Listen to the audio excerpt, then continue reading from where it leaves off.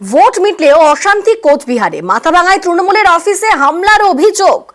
কান্দুয়া মোড়ে তৃণমূলের পার্টি অফিসে তাণ্ডবের অভিযোগ উঠছে।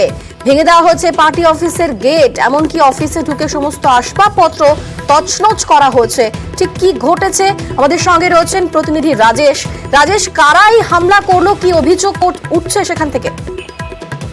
দেখো অঙ্কিতা, মাথাভাঙা কান্দুয়া মোড় এলাকায় গতকাল রাতে অন্ধকারে তৃণমূল কংগ্রেসের যে দলীয় কার্যালয় রয়েছে সেখানে সেই কার্যালয়ে হামলার অভিযোগ উঠেছে দুষ্কৃতীদের বিরুদ্ধে।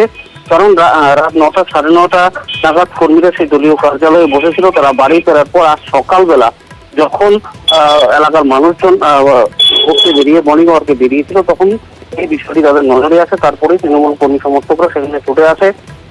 তারা দেখতে পায় যে তাদের দলীয় কার্যালয়ের টিভি সহ অন্যান্য আসবাবপত্র এলোমেলো অবস্থায় রয়েছে। মুখ্যমন্ত্রী মমতা বন্দ্যোপাধ্যায়ের ব্যানার ছিল, সেটি ছিঁড়ে ফেলা হয়েছে, টিভি ফেলে দেওয়া হয়েছে। এই ঘটনায় কার্যত কিন্তু ব্যাপক উত্তেজনা ছড়িয়ে পড়ে সেখানে।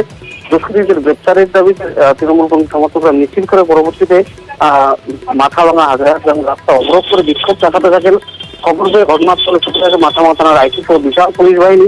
পরবর্তীতে যদিও পুলিশের আশ্বাসে অবরোধ তুলে নেন এবং দুষ্কৃতীদের যেন গ্রেফতার করা হয়, তা না হলে কিন্তু আগামী দিনে বৃহত্তর আন্দোলনে নামতে বাধ্য হবে তৃণমূল নেতৃত্ব, এমনটাই কিন্তু দাবি তৃণমূল।